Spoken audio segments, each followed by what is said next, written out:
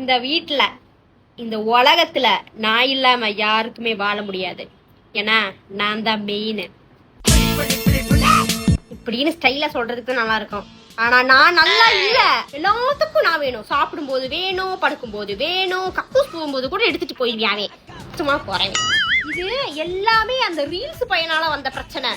ஆத்தாடி காலையில இருந்து நைட்டு வரைக்கும் ரீல்ஸ நோண்டி நோண்டி எனக்கு புரியல. மிஸ்டா கொடக்க போற மண்டைக்கு போன கேப். ஓகே நோண்டுங்க, பிரச்சனை இல்ல. சார்ஜ் போடலால, எனக்கும் எனர்ஜி வேணும்ல.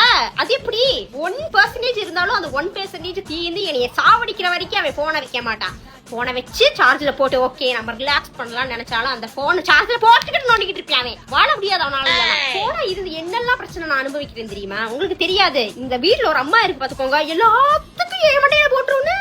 ஆமா, அந்த பையனுக்கு காய்ச்சல் வந்துருச்சுன்னா போனாலதான், மழை பெஞ்சிருச்சுன்னா போனாலதான், அவன் கருத்து போயிட்டானா போனாலதான், அவன் படிக்கலன்னா போனாலதான், அவனுக்கு கக்கா இல்லைனாலும் கூட போனாலதான், அவன் தின்னு ஏதாச்சும் அடைச்சுக்கிட்டு இருந்தா நான் என்னங்க பண்றது? புரியல என்னால.